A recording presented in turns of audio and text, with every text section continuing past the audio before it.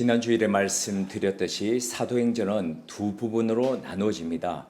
첫 번째 부분이 1장부터 12장까지이고 그리고 후반부가 13장부터 28장까지라고 볼 수 있습니다. 사도행전의 전반부가 예루살렘 교회를 중심으로 하나님의 역사가 나타나고 교회가 성장해가고 복음이 전해지고 하는 것을 보여주고 있는 것에 비해서 후반부는 안디옥 교회를 중심으로 하나님의 복음이 어떻게 확산되어 가는지를 보여주고 있다고 할 수 있습니다. 오순절 성령 강림과 더불어서 시작했던 이 교회가 그 교회를 통해서 어떻게 예루살렘을 넘어서서 온 유대와 그리고 사마리아와 땅끝까지 가는지를 보여주는 게 사도행전인데, 그 중요한 부분에 후반부를 이 안디옥 교회가 배턴을 이어받아서 가고 있다는 것이죠. 근데 그 안디옥 교회를 소개하면서 사도행전은 안디옥 교회에서 주요 멤버들이 누구였는지를 밝힘으로써 시작하고 있다는 겁니다. 마치 교회는 이런 사람들이 있는 곳이 진짜 교회지, 이런 사람들이 있는 곳이 바로 살아있는 교회지라고 말하는 것 같습니다.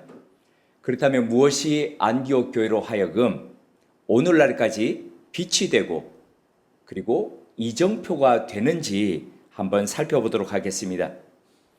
사도행전은 안디옥 교회를 소개하면서 앞서 말씀드렸듯이 선지자와 교사들이 어떤 사람이 있었는지를 다음과 같이 소개하고 있습니다. 13장 1절입니다. 안디옥 교회에 선지자들과 교사들이 있으니 곧 바나바와 니게르라 하는 시므온과 구레네 사람 루기오와 분봉왕 헤롯의 젖동생 마나엔과 및 사울이라. 5명의 선지자와 교사입니다. 첫 번째가 바나바입니다. 사도행전 4장을 보면 이 바나바를 일컬어서 구브로 사람, 그러니까 현재의 키프로스 출신이라고 이야기를 하고 있죠. 헬라파 유대인이었습니다. 마음이 착하고 그리고 사람을 향한 따뜻한 마음을 갖고 있던 사람이었습니다. 흉년이 들어서 온 유대가 어려울 때에 교회의 가난한 사람들을 위해서 자기의 밭을 팔아서 제일 먼저 그 사람들에게 나누어 주도록 했던 사람이 이 바나바이죠. 그래서 이 바나바의 행위를 보고 다른 사람들도 따라했고, 그 중에 우리가 아는 아나니아와 삽비라도 있었던 거 기억하실 겁니다. 레위인입니다. 그리고 청년 사울을 변호했던 사람이고, 나중에 다소까지 가서 그 먼 길을 가서 거기에서 사울을 데리고 와서 안디옥 교회를 성장시켰던 바로 그 사람이 바나바입니다. 두 번째 사람이 니게로라 하는 시므온입니다. 니게로 그러니까 연상되는 그 영어 단어라든지 아니면 이 말들이 있으십니까? 니게로. 맞습니다. 니그로입니다. 니그로. 그러니까 이 사람은 흑인이었다는 겁니다. 예수님 당시 이때의 니그로 흑인들은 대부분이 다 노예들이었습니다. 그 노예 출신이 지금 교회에서 교사가 되고 선지자가 되어서 사람들을 가리키고 교회를 섬기고 있다는 겁니다. 자, 세 번째입니다. 구레네 사람 루기오입니다. 구레네 하니까 생각나는 인물이 있으시죠? 구레네 시몬. 예수님의 십자가를 대신 지고 갔던 사람인데, 구레네는 오늘날의 리비아입니다. 그러니까 지금 이 구레네 사람, 리비아 사람이 와 있다는 것은 정통 유대인의 관점에서 보자면은 완전 생짜 이방인이 교회 안에 한 구성원이 되어서, 그것도 핵심 멤버가 되어서 사람들을 가르치고 섬기고 있는 것이죠. 네 번째가 헤롯의 젖동생 마나엔입니다. 여기서 헤롯이라고 하는 것은 누구냐면 예수님 당시에 세례 요한을 죽였던 바로 그 인물, 헤롯 안티파스의 젖동생이라는 겁니다. 젖동생이라는 것은 어머니는 다른데, 서로 다른 어머니한테서 낳는데 같은 유모의 젖을 먹고 함께 자랐다는 겁니다. 그러니까 어린 시절을 같이 자라다 보니까 친형제, 친자매처럼 그렇게 성장했다는 것이죠. 헤롯 가문의 왕족과 더불어서 함께 자랐던 귀족 출신이라는 겁니다.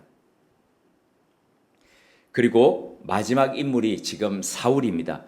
여기서 사울은 바울로 계명하기 전에 바로 그 사람이죠. 예수님을 대적하고 예수 믿는 사람들을 잡아서 죽이기까지 열심히 특심이었던 바로 그 사람. 자, 이 5사람은 요 사람만 하더라도 달라도 너무 다른 사람들이 지금 한 조합이 되어서 같이 한 교회를 섬기고 있습니다. 한 사람은 노예 출신이고, 한 사람은 완전히 이방 사람이고, 또 한 사람은 집권층에 있었던 귀족 출신이고, 그리고 마지막 한 사람은 예수 믿는 사람들을 죽이고 그렇게 잡아서 연행하던 핍박하던 사람이었습니다. 이런 사람이 함께 어우러져서 말씀을 가르치고 믿음의 도를 전하고 있습니다. 이 조합이 과히 이게 불가능해 보이는 조합이 지금 이루어지고 있다는 거죠. 예수 그리스도 안에서 하나 된 사람들이 되어서 아름다운 교회를 이루어가고 주님의 마음으로 포용하고 용납하고 하는 바로 이런 교회. 기숙사 룸메였기도 하고 동갑내기 친구였던 목사가 작년에 어느 교회 담임 목사로 부임했습니다. 축하할 일이죠.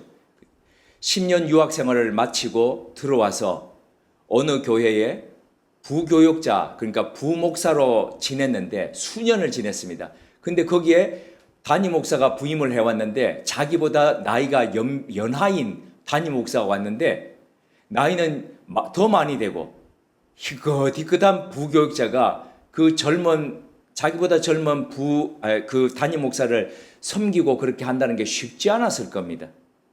그런 와중에 50세가 넘어서 어느 교회 담임 목사로 하니 친구들이 다 박수 치면서 야, 잘됐다, 잘됐다, 축하한다 그러는데 제가 차마 축하할 수가 없었습니다. 그래서 이렇게 얘기했습니다. 참 만만치 않은데 가네. 잘 견뎌라. 그런데 이 말이 그 친구한테 마음에 남았나 봅니다. 몇 개월이 지나서 다른 친구들은 축하한다고 막 그 교회를 가고 했는데 저는 일절 가질 않았습니다. 전화가 왔습니다. 이 친구가 왜 전화가 왔냐면 제가 누구보다도 그 교회가 어떤 교회인지를 잘 알고 있기 때문입니다. 그 교회에 창립한 담임 목사님을 압니다. 그리고 그 뒤에 연이어서 5년 담임하고 또 그 뒤에 또 다른 사람이 5년 담임을 하면서 바뀐 그 목사님들도 제가 다 잘 알고 있습니다. 어떻게 바뀌었는지도 알고 있습니다. 그러니까 제가 잘 견뎌라 그랬던 거죠. 그래서 이 친구가 몇 개월이 지나서 전화를 해서 저한테 조언을 구했습니다. 그때 제가 이런 말을 했습니다. 너는 모자이크 교회를 해라. 모자이크 처치를 하라고 얘기했습니다. 모자이크가 어떤 건지 아시죠? 우리 화면 모자이크 처리한다 그러면 그냥 막 블라인드 처리하는 것 같지만 이렇게 다른 조각으로 하는 거지 않습니까? 마찬가지로 전혀 다른 것 같은 것들을 같이 조합해서 하나의 작품을 이루어가는 것이죠. 그 교회는 그 창립했던 목사님이 유명한 교회를 담임하면서 그 교회 여러 교회를 담임했는데 이쪽 교회에서 이 목사님이 교회를 했다니까 따라 또 나오고 이쪽 교회에서도 나오고 또 그쪽 지역에서 오고 소문을 듣고 오고 그러니까 여러 교회들이 모여져 가지고 출신들이 모여져서 서로 잘 이게 안 되는 겁니다. 거기다가 창립한 목사님이 그대로 거기서 계시니까 새로운 담임 목사들이 와서 뭔가를 하려고 그러면은 계속 좌절이 되고 그러니까 5년 만에 나가고 그렇게 됐던 거죠. 그 교회뿐만 아니라 실은 우리 교회 그리고 이 땅의 모든 교회가 무엇을 추구해야 되느냐면 모자이크 교회를 추구해야 합니다. 서로 다른 사람들이 그리스도 안에서 한 몸을 이루어가면서 그리고 그 한 몸을 이루어가며 서로 용납하면서 진실로 그리스도의 복음을 같이 전하는 그런 안디옥 교회, 모자익 교회가 되어야 된다는 겁니다. 두 번째로 이 안디옥 교회가 지난 2000년 동안 뭇 교회들의 이정표화되었던 이유는 하나님의 음성을 듣는 교회였다는 겁니다. 사도행전 13장 2절입니다. 주를 섬겨 금식할 때에 성령이 가라사대 내가 불러 시키는 일을 위하여 바나바와 사울을 따로 세우라 하시니, 주를 섬겨라고 할 때 이 섬긴다는 것은 예배 드린다는 거거든요. 근데 예배 드리면 되었지 왜 이 사람들은 금식까지 했을까요? 그들은 사람들이 왜 금식합니까? 갈급하기 때문에, 간절하기 때문이거든요.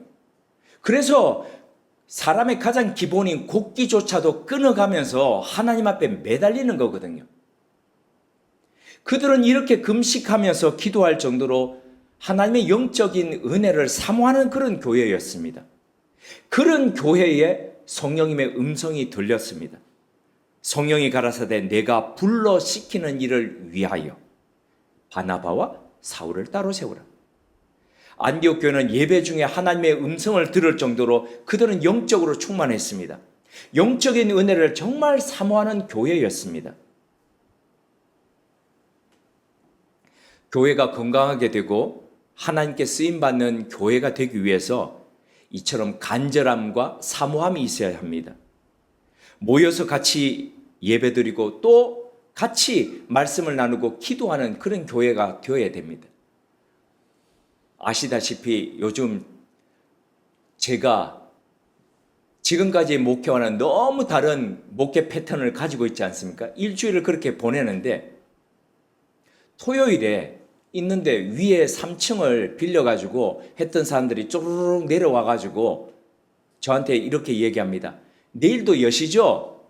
근데 그 사람들이 어떤 사람들이냐면 요 부근에 있는 어느 교회 구역 모임, 일명 구역 모임, 그들의 말로 하자면 속회 모임을 가지는 겁니다. 그리고 주일에도 모여가지고 또 성경 공부하고 기도하고 하는 겁니다. 그 사람들이 내일도 열어달라고 그러길래 제가 뭐라고 그랬게요? 우리도 예배 드려야죠. 그랬더니 이 사람들이 지하에 그 교회입니까? 제가 그분들의 얼굴을 보면서 참 부러워했습니다. 야, 이분들은 이렇게 아기까지 데려와서 토요일에도 여기서 모여서 하나님의 말씀을 보고 기도하고 그리고 또 주일 예배를 드리고 난 뒤에도 또 이런 사모함을 가지고 있구나. 마음 같아서는 그냥 열어가지고 자 드세요 그러고 싶을 정도로 이뻐 보였습니다. 교회는 자주 하나님의 말씀을 사모하고 그 사모하는 사람들이 서로 격려하면서 그렇게 가는 곳이 되어야 됩니다. 이런 느낌이죠. 요즘은 사람들이 신호를 잘 지키는데 신호등 앞에 녹색 신호등이 켜지기를 기다리면서 횡단보도에 이렇게 서 있다 보면 차들이 잘 안 가는 곳은 사람들이 이쪽 저쪽을 살피면서 그냥 쑥 지나갑니다. 쑥 지나갑니다. 한 명이 지나가면 저쪽에서 또 지나갑니다. 신기합니다, 아주. 그러다 보면 우르륵 지나갑니다. 그럴 때에도 그 신호등이 바뀌기를 기다리면서 이렇게 있다가 고개를 문득 들면 반대편에 마치 저와 똑같은 바보가 그냥 서가지고 이렇게 있다가 눈을 이렇게 마주치면 서로 얼마나 격려가 됩니까?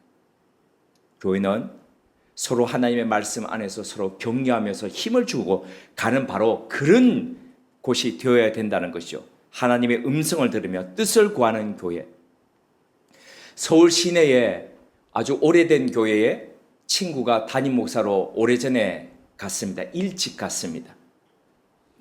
그런데 교회를 신축했다고 해서 초청해서 갔는데 새로운 예배당을 구경시켜 주면서 이렇게 물었습니다. 저를 비롯해서 친구들에게.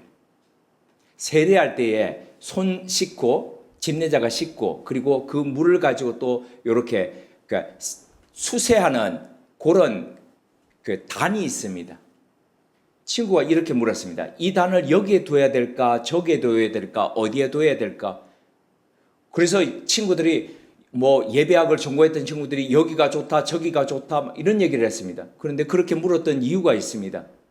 교회 멤버들이 그걸 어디에 둬야 되는지를 너무 의견이 분분해가지고 그걸 여기에 두자 저기에 두자 하는 사람들이 너무 의견이 첨예하게 갈리니까 위원회를 세웠다는 겁니다. 위원회. 어디에 둘지를 결정하는 위원회를 세워가지고 예배 후에 모여서 그 위원회가 벌써 몇 주째 그걸 연구하고 고민하고 있다는 겁니다. 가슴이 꽉 막혀왔습니다. 숨이 답답했습니다. 교회가 물론 교회의 전통에 따라서 어디에 두는지 중요하죠. 왜 여기에 지금 이렇게 단을 두고 왜 여기 합니까? 꼭 여기에 둘 필요 없습니다. 여기에 둬도 되고 저기에 둬도 되고 중간에 가서 말씀을 드려도 됩니다. 이것보다도 더 중요한 것은 우리가 어떻게 하나님께서 이 시대에, 이 시간에, 이 지역에 어떤 마음을 가지고 계시는가, 우리가 그 아버지의 마음을 어떻게 알아서 그곳 가운데 실현할 것인가, 하나님께서 특별히 어떤 사람에게 지금 우리의 영향을 주기를 원하시는가, 이런 것들을 고민하는 게 교회가 되어야 되죠. 그런 걸 위해서 사람들이 모여야죠. 음성을 듣기 위해서 하나님, 우리 교회가 어디에다 하나님의 마음을 전할까요? 안디옥 교회는 그런 교회였다는 겁니다. 세 번째로 안디옥 교회가 우리의 이정표가 되는 것은 하나의 교회를 최우선시했다는 겁니다. 교회의 네 가지 속성을 이렇게 이야기합니다. 네 가지 속성이라는 게 네 가지 특징이기도 합니다. 기독교를 잘 나타내는 네 가지이기도 한데요. 하나의 교회, 거룩한 교회, 보편적 교회, 사도의 전통을 이어받은 교회. 이 관점은 381년 콘스탄티노플에서부터의 그 회의에서 바탕을 두고 있습니다. 그래서 니케아 신경에도 쭉 이어지는데 교회의 규정이 하나이고 거룩하고 보편되며 사도로부터 이어지는 교회, 이 네 가지. 그런데 이 네 가지가 불가분 관계에 있는데 앞서 말씀드렸던 특징들이 이 안디옥 교회의 특징들이 이것과 다 연결되어 있습니다. 마지막으로 이 하나의 교회라는 것이 3절 속에 이렇게 나타나 있습니다. 이에 금식하고 기도하고 두 사람에게 안수하여 보내니라. 이 두 사람이 누굽니까? 바로 바나바와 사울입니다. 사도행전 11장 25절에서 26절을 보면 바나바와 사울은 안디옥 교회의 거의 창립 멤버입니다. 초기 멤버. 그리고 이들에 의해서 교회가 완전히 급성장했습니다. 그럼 안디옥 교회의 입장에서 보면 이 두 사람을 파송해야 됩니까? 안 해야 됩니다. 아니, 이 사람 말고 다른 사람요, 하나님. 이 사람 말고 다른 사람도 굉장히 잘하는 사람들이 있습니다. 이 사람이 빠지면 우리 교회는 그냥 하나님 완전히 타격을 받습니다. 그럴 수 있습니다. 그런데 하나님께서 이들이 금식하면서 기도할 때에 보내라. 이 둘을 따로 떼어내서 보내라 그럴 때 그들은 또다시 금식하면서 결정하고 그리고 그들을 이방 선교를 위한 복음이 세상 끝으로 가기 위한 그 도구로 그것을 전하는 이로 파송하게 됩니다.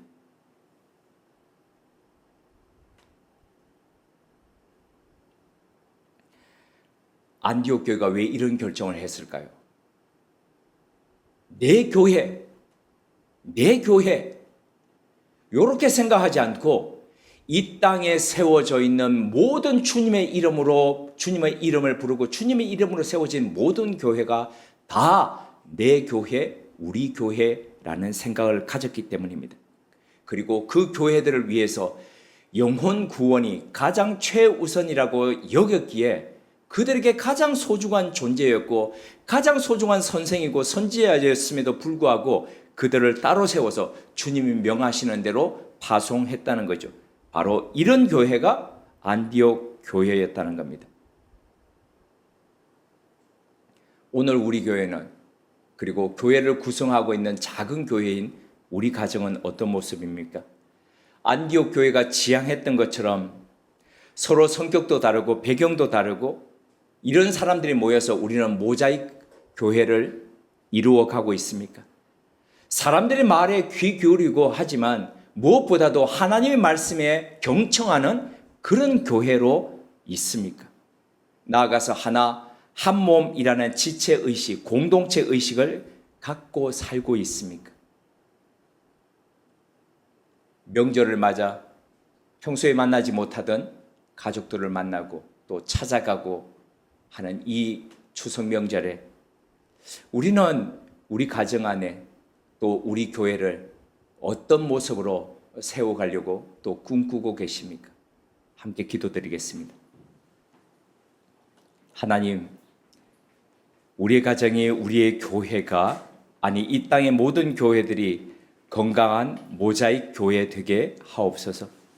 하나님의 음성을 듣고 분별하며 지체 없이 순종하는 믿음의 공동체 되게 하옵소서. 우리의 교회도 중요하지만 이 땅의 모든 교회들을 귀히 여기며 서로 배려하며 격려하며 함께 하나님의 나라를 일구어가는 안디옥 교회 되게 하옵소서. 예수님의 이름으로 기도드립니다. 아멘.